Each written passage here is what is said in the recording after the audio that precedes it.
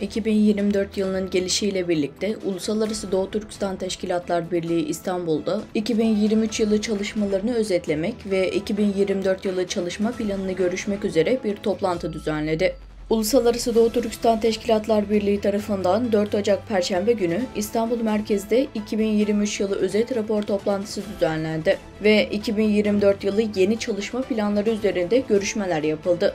Toplantıya aralarında liderler, kamuoyunun şahsiyetleri, din alimleri, aydınlar ve sorumlu kuruluşlardan oluşan Uluslararası Doğu Türkistan Teşkilatlar Birliği'nin genişletilmiş Yüksek Konseyi üyelerinin de bulunduğu yaklaşık 100 kişi katıldı.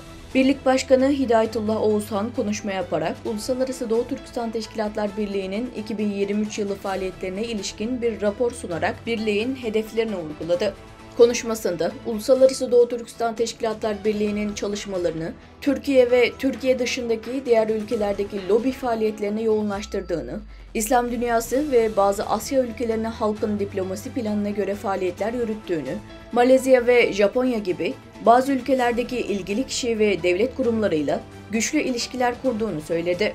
Uluslararası Doğu Türkistan Teşkilatlar Birliği Genel Sekreteri Abdurreşit İmin'in başkanlığını yaptığı konferansta, Birliğin 2023 yılı faaliyetlerini tanıtan belgesel film gösterimi yapıldı.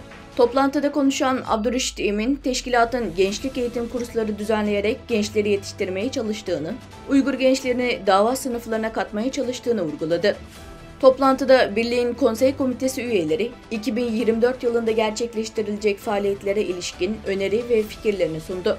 Birliğin meclis üyesi Burhan Kavuncu Bey, Doğu Türkistan'ın gelecekteki mirasçılarının yetiştirilmesi amacıyla ilk ve ortaokuldaki Uygur öğrencilerine yönelik özel bir program hazırlanmasını, küçük yaşlardan itibaren kültür ve tarih bilincine sahip olunması gerektiğini vurguladı.